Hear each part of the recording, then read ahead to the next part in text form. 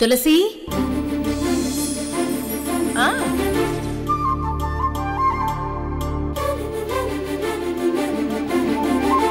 ఆవిడ మనమ్మరా అమ్మ.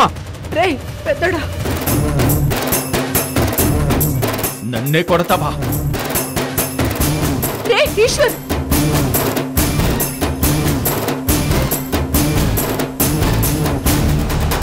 అమ్మ గౌరవం కాపాడాల్సిన వాడివి అమ్మదే తప్పంటావేంట్రా? అసలు బుద్ధుందారా నీకు?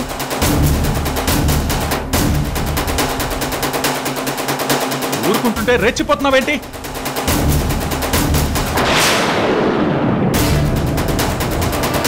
నేను నీ మీద చేయి చేసుకోలేనా? రే విష్ణు, ఈశ్వర్. ఈశ్వర్ గారు ప్లీజ్ ఆపండి, దయచేసి గొడవలొద్దు. అమ్మను అలాంటి వాడి ముందు తక్కువ చేసి మాట్లాడటమే చాలా పెద్ద నేరం రా. ఇంకా చాలా ఆపుతావా నీ సోది? ఏంట్రా సోది?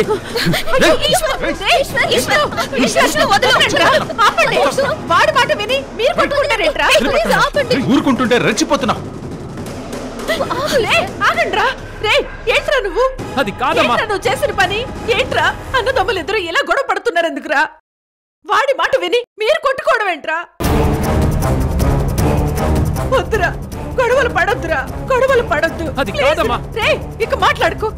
రేవతి వీడిని ముందు లోపలికి తీసుకెళ్ళు. తీసుకెళ్ళు. వెళ్ళరా. కాదమ్మా. ఆగు. రే ఇంకొక మాట మాట్లాడితే నా మీద ఒట్టే. వెళ్ళు, వెళ్ళరా.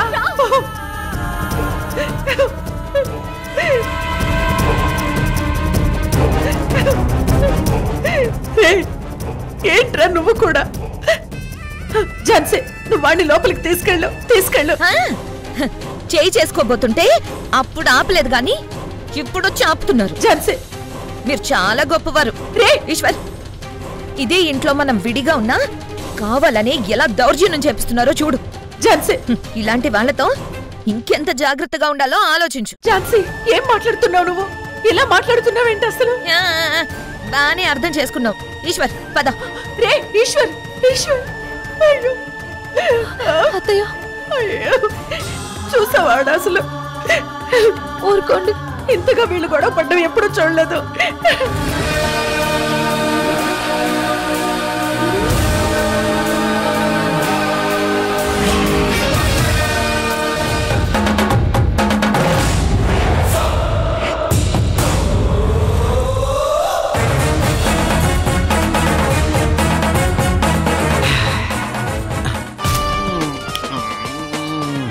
బిర్యానీ బాగుంది, ఇంట్లో గొడవలు సమ్మగా.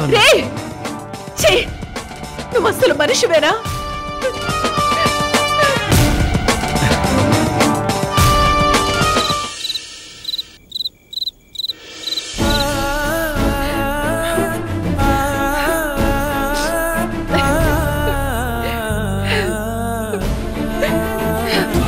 ఏంటి తులసి, గలగల మాటలన్నీ మూగపోయి శోకదేవతలు మారిపోయి పాపం.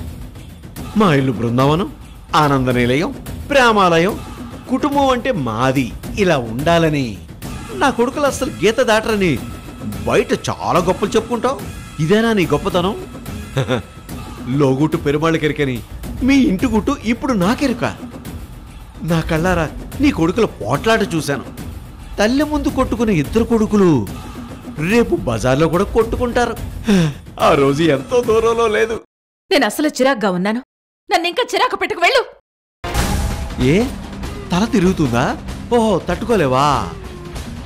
దేన్నైనా తట్టుకొని నిలబడతానంటావు కదా, దేన్నైనా సాధించి తీరుతానంటావు కదా. మరి నువ్వు సాధించిందేంటి? ఇదేనా? నా కూతురు మూలాన్ని నేను ఇక్కడికి రావడానికి అప్పుడు నేను చాలా చిరాగ్గా ఫీల్ అయ్యాను. అసలు ఈ కొంపలో ఈ రాత్రి ఎలా గడపాలని అనుకున్నాను. ఇందాకడ వరకు అదే చిరాకులో ఉన్నాను. కానీ ఇక్కడ గొడవ చూశాక నేను వచ్చినందుకు నా కళ్ళు చల్లబడ్డాయన్న తృప్తి నాకు మిగిలింది. నీ ఇంటి గుట్టు నాకు తెలిసే అవకాశం రావడం కూడా ఒక అందుకు చాలా మంచిదే అయిందని ఇప్పుడు నాకు చాలా ఆనందంగా ఉంది. ఏ గోవర్ధన్, కొంపలు తగలబడుతుంటే ఆ మంటల్లో చలి కాచుకోవాలనే నీ రాక్షసత్వం ఇక్కడ తెలిసిపోతుంది. ఇంకా ఇంకా నీ కొడుకుల మూలంగా నువ్వు పడాల్సినవి చూడాల్సినవి చాలా ఉన్నాయి తులసి. అడుగు అడుగునా నీ ముందు ప్రమాదాలే ఉన్నాయి. నీ కొడుకులు ఒకరినొకరు అపార్థం చేసుకుని ఈ కుటుంబం తొందరలోనే ముక్కలయ్యే రోజు తప్పకుండా వస్తుంది. నా కడుపున పుట్టిన పిల్లల్ని వాళ్ళ తప్పుల్ని నేను సరిదిద్దగలను. వాళ్ళ జీవితాలు చక్కదిద్ది తల్లిగా వాళ్ళని కాపాడుకోగలను. నీ ఆశలు ఎప్పటికీ నెరవేరవు. అతి నమ్మకం అంటే ఇదే తులసి. నీ అతి ప్రేమ, అందరికంటే ఎక్కువగా వాగే నీ నోరే ఈ ఇంటికి శాపంగా మారింది. తల్లిగా నువ్వేం చెప్పినా వాళ్ళు వినేలా లేరమ్మా. వాళ్ళు నీ చేయి దాటి ఎప్పుడో వెళ్ళిపోయారమ్మా. అలా ఎప్పటికీ జరగదు. నా పిల్లలు వాళ్ళంతట వాళ్ళు గొడవ పడట్లేదు. ఈ గొడవల వెనక ఎవరి కుట్ర ఉంది, చెప్పుడు మాటలున్నాయి. అవన్నీ ఆధారాలతో సహా బయటపెట్టి నిజాలు తెలిసేలా చేస్తాను. నువ్వు విమర్శించినట్టు కాకుండా ఈ ఇంట్లో ఎప్పుడు సంతోషాలే ఉంటాయి. అన్నదమ్ములు ఎప్పుడు కలిసే ఉంటారు. అన్ని అవమానాలు జరిగినా అవి రేపటి సన్మానాలే అనుకుని చాలా మంచిగా ఆలోచిస్తున్నావు. ఎంతైనా మాటల మాంత్రికరాలు కదా. నువ్వు ఎన్నైనా మాట్లాడతావు. నీ ఏడుపు మొదలైంది తులసి. నీ కొడుకుల వల్లే నువ్వు కురుంగిపోయే రోజు వస్తుంది. నీ సంతోషాలన్నీ పూర్తిగా తుడిచిపెట్టే రోజు వస్తుంది. వస్తుంది వస్తుంది వస్తుంది వస్తుంది.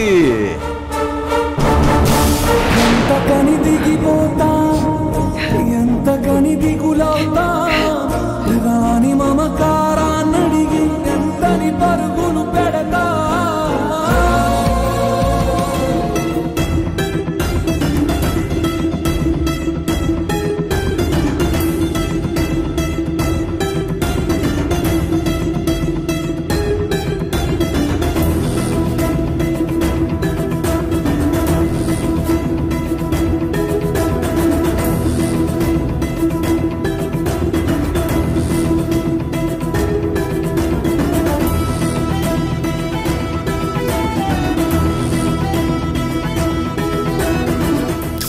ఈశ్వర్, జరిగింది తలుచుకుంటూ టెన్షన్ పడకు. ముందు ఆ మూడ్లో నుంచి ప్రశాంతంగా బయటికి రా. ప్రశాంతంగా భోజనం చేయబోతుంటే భోజనం చేయకుండా చేశారు. నువ్వింకా అదే మూడ్లో ఉన్నావని అర్థమవుతుంది ఈశ్వర్. కాసేపు ఆ బ్యాడ్ మూమెంట్ ని పక్కన పెట్టి భోజనం చెయ్యి ఈశ్వర్. చూడు, నేనే కలిపి పెడుతున్నాను. తిని ఈశ్వర్. నాకొద్దు ఝాన్సీ, ప్లీజ్. అందులోంచి బయటకు రావడానికి ప్రయత్నం చేయమంటుంటే నువ్వు ఇంకా అదే ఆలోచిస్తున్నావు. అయినా తప్పంతా మీ అన్నయ్యదే. ఆయనంత ఆవేశపడకుండా ఉండుంటే అసలు నీ కోపం వచ్చేదే కాదు. మీరిద్దరు గొడవ పడకుండా ఉండేవాళ్ళు. మీ అన్నయ్య గాని నీ రేవతి వదిన కానీ ఇదివరకట్లా లేరు ఈశ్వర్. మొన్న కావాలని సాంబార్ నెత్తి మీద పోసుకొని నా మీద నిందేసి మీ అమ్మ ముందు అవమానించాలని చూసింది. ఇప్పుడు విష్ణుకు కూడా నీ మీద అసూయ మొదలైంది. పబ్లిక్ సర్వీస్ ఎగ్జామ్ రాశాడు కదా, మంచి స్థాయిలో ఉద్యోగం వస్తుంది. అప్పుడు ఇక ఎవరిని లెక్క చేయాల్సిన అవసరం లేదన్న ధీమా, అహంకారం మీ అన్నయ్యలో ఇప్పటి నుంచే కనిపిస్తున్నాయి ఈశ్వర్. దానికి తోడు మీ అమ్మ ప్రేమలో కూడా చాలా పార్షియాలిటీ ఉంది. పెద్ద కొడుకు కోడల్ని ఒకలా చూస్తుంది, మనల్ని ఒకలా చూస్తుంది. ఎంతైనా పెద్ద కొడుకే, వాళ్ళిచ్చే సంతానమే ఆమె గొప్ప. అందుకే దాంపత్య జీవితానికి మనల్ని చాలా కాలం దూరం చేసింది. గోవర్ధన్ అంకుల్ ఎంతో ప్రేమతో వాళ్ళ ఇంటి నుంచి భోజనం తెప్పించారు. ఆయన అభిమానాన్ని, మంచితనాన్ని మనం గౌరవిస్తే తప్పేంటి, నేరవేంటి? అప్పుడెప్పుడో చాలా ఏళ్ల క్రితం ఆయనకి మీ అమ్మకు చాలా గొడవలు జరిగాయట. ఈవిడ గారు సిఫార్సు చేసి కొంత డబ్బు ఇప్పించారంట. ఆ డబ్బు టైంకి తిరిగి ఇవ్వలేదని చెప్పి అన్నయ్య అని కూడా చూడకుండా జైలు శిక్ష పడేలా చేసిందంట. అలాంటి తప్పులన్నీ ఆమె వైపు లేవా? మీ అన్నయ్యకేం తెలుసు? అందరూ ఇప్పుడిప్పుడే అర్థమవుతున్నారు ఝాన్సీ. గోవర్ధన్ మామయ్య విషయంలో అమ్మ తప్పు కూడా చాలా ఉందని అర్థమైంది.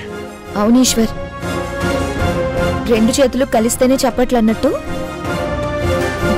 ఒక గొడవకు ఎప్పుడు ఇద్దరు కారణమవుతారు. కానీ ఎవరికి వాళ్ళది తప్పు లేదంటారు. ఈ లోకం తీరే అంత. కానీ నీ వాళ్ళ విషయాల్లో నువ్వు చాలా జాగ్రత్త పడాలి ఈశ్వర్. ఇంతకీ గోవర్ధన్ అంకుల్ తిన్నారో లేదో, ఎవరిని తిన్నవ్వకుండా చేశారు. తిని ఈశ్వర్. నాకొద్దు ఝాన్సీ, ప్లీజ్. సరే నీ ఇష్టం.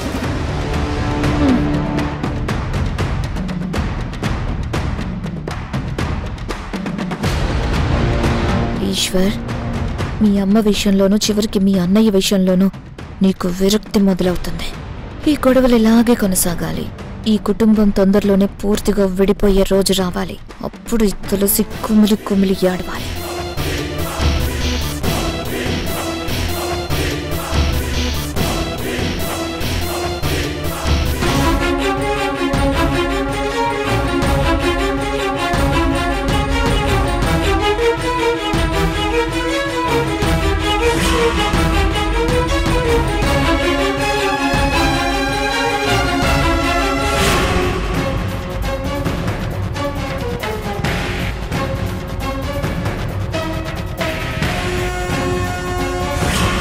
తల్లి ముందు కొట్టుకునే ఇద్దరు కొడుకులు రేపు బజార్లో కూడా కొట్టుకుంటారు. ఆ రోజు ఎంతో దూరంలో లేదు.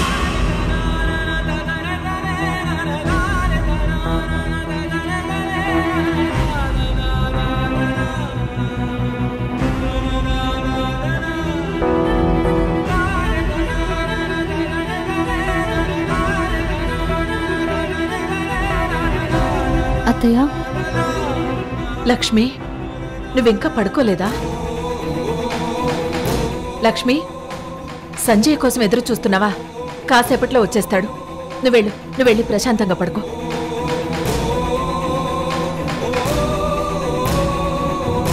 లక్ష్మి, ఏం ఆలోచిస్తున్నావు? నేను సంజయ్ ఇక్కడికి రాకుండా ఉంటే బాగుండేదేమోనని ఆలోచిస్తున్నాను అత్తయ్య. అలా ఎందుకు ఆలోచిస్తావు లక్ష్మి? నువ్వు రావడం వల్ల ఇక్కడెవరికి ఏం ప్రాబ్లం? నేను రావడం వల్లే కదా అత్తయ్య నా కోసం మా నాన్న వచ్చాడు. మా నాన్న రావడం వల్లే కదా అందరూ భోజనం చేస్తుండగా అంత గొడవ జరిగింది. నువ్వు అలా ఆలోచించి నీ మనసు పాడు చేసుకోకు. కుటుంబాలు పచ్చగా ఉంటే సంతోషించే వాళ్ళు కొందరే ఉంటారు. చెడిపోతే చూడాలనుకునే వాళ్ళు చాలా మందే ఉంటారు. అందులో ఆ గోవర్ధన్ ముందు వరుసలో ఉంటాడు. మీ నాన్న నైజం అంతే అని మనకు తెలుసు కదా. ఇవేమీ నువ్వు మనసుకు తీసుకోకు. అత్తయ్య, ఈ ఓదార్పై ఈ మంచితనమే నేనెప్పటికీ మర్చిపోలేను. నీ మంచితనం గురించి మా అమ్మ నాతో చెప్తూనే ఉంటుంది. ఇలాంటి అత్తకు నేను మేనకోడలిగా కాదు కోడలు నవ్వాలని ఆ రోజు నుంచే నేను ఆశపడ్డాను.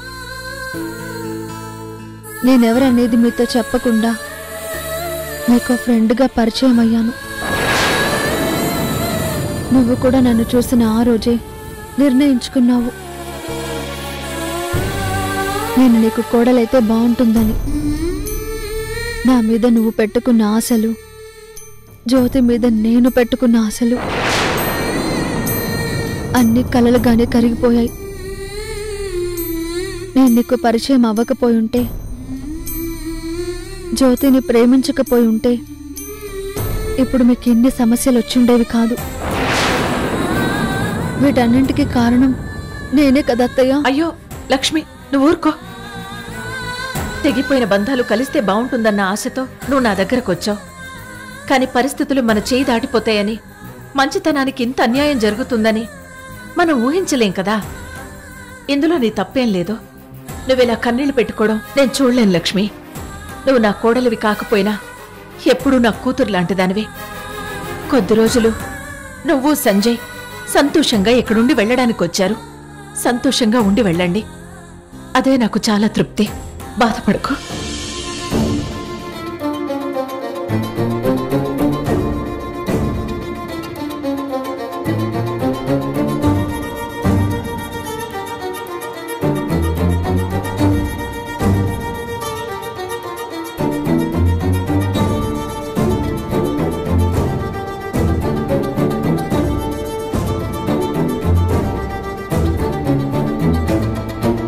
అయ్యో లక్ష్మి,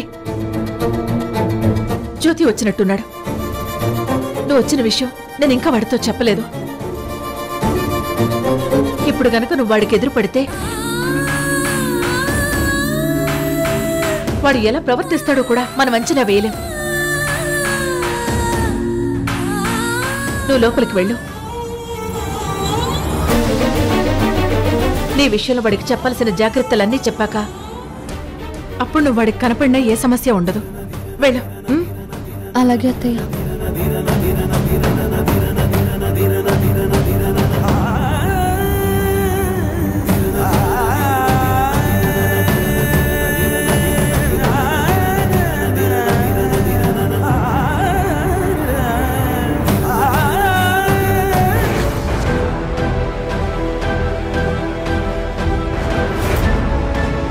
ఈరోజు తాగకూడదని నా మీద నేను ఒట్టేసుకొని కూడా తాగేశాను. కానీ ఈరోజు నేను అస్సలు ఎవ్వరికి దొరకకూడదు. అమ్మ కంట అస్సలు పడకూడదు.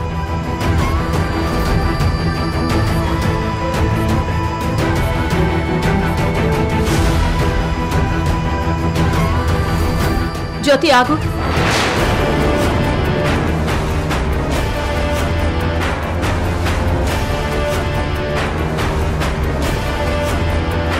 ఎంత లేటుగా వచ్చావేంట్రా? ఆఫీస్లో వర్క్ కాస్త ఎక్కువ ఉంటేను కంప్లీట్ చేసి వచ్చానమ్మా. నా గురించి నువ్వెందుకు వెయిట్ చేయడం? నా డిన్నర్ గురించే కదా. నేను తినేసానమ్మా. బాగా టైర్డ్ అయిపోయాను. నేను వెళ్ళి పడుకుంటాను. గుడ్ నైట్ అమ్మా. రే జ్యోతి, నేను నీతో మాట్లాడాలరా. నేను ఇప్పుడేం మాట్లాడలేనమ్మా, తర్వాత మాట్లాడతాను. రే ఆగరా, ఆగు. ఎందుకు ఇలా తయారవుతున్నావురా? మా మీద నీకు అస్సలు గౌరవం లేదా? సారీ అమ్మా. లక్ష్మిని మర్చిపో అని నువ్వెంతో చెప్తున్నావు. మర్చిపోవడానికి నేను ఎంతో ట్రై చేస్తున్నాను. కానీ లక్ష్మి ఆలోచనలు కానీ తన జ్ఞాపకాలని కానీ నేను అస్సలు మర్చిపోలేకపోతున్నాను. లక్ష్మి నా మనసులో నుంచి వెళ్ళట్లేదమ్మా. నన్ను ఏం చేయమంటావు? రే లక్ష్మి సంజయ్ భార్య అయిపోయిందని తెలిసాక కూడా లక్ష్మి మీద ఆశలు పెట్టుకోవడం చాలా తప్పురా.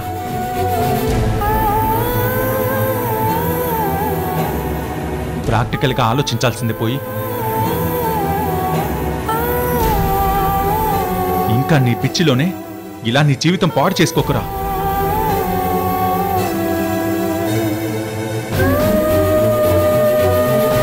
ఇంకోసారి తాగొచ్చావంటే నిన్నస్సలు క్షమించేది లేదురా. విష్ణు, ఇప్పుడు మనం వాడికి ఏం చెప్పినా వాడి మనసుకెక్కదు.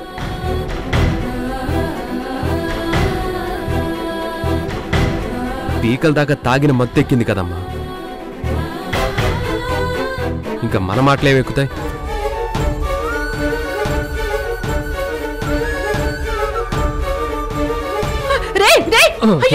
జ్యోతి లేపండ్రా. అయ్యో వీడెప్పుడు మారుతాడో ఏంటో. రే తీసుకెళ్లి పడుకోబెట్టండి రా, తీసుకెళ్ళండి.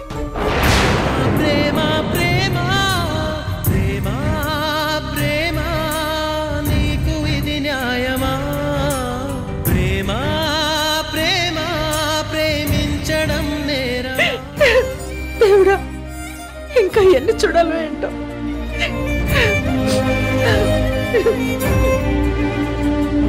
కళ్ళలో నీరు నీవే, గుండెలో కోత నీవే, మౌనగానాలు నీవే. కానీ లక్ష్మి ఆలోచనలు కానీ తన జ్ఞాపకాలని కానీ నేను అస్సలు మర్చిపోలేకపోతున్నాను. లక్ష్మి నా మనసులో నుంచి వెళ్ళట్లేదమ్మా. నన్నేం చేయమంటావు?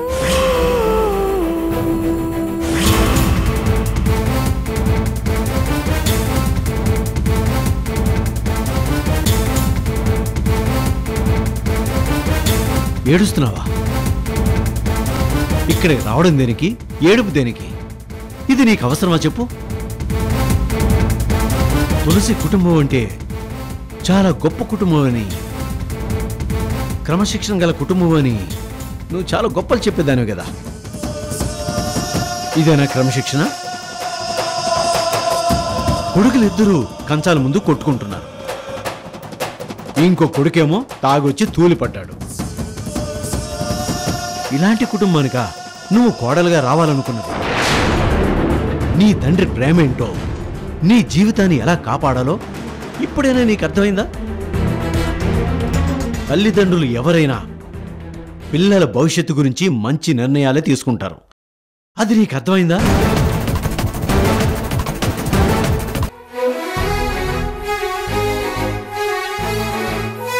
నా లక్ష్మి మా ఇంటికి వచ్చేసింది. లక్ష్మి,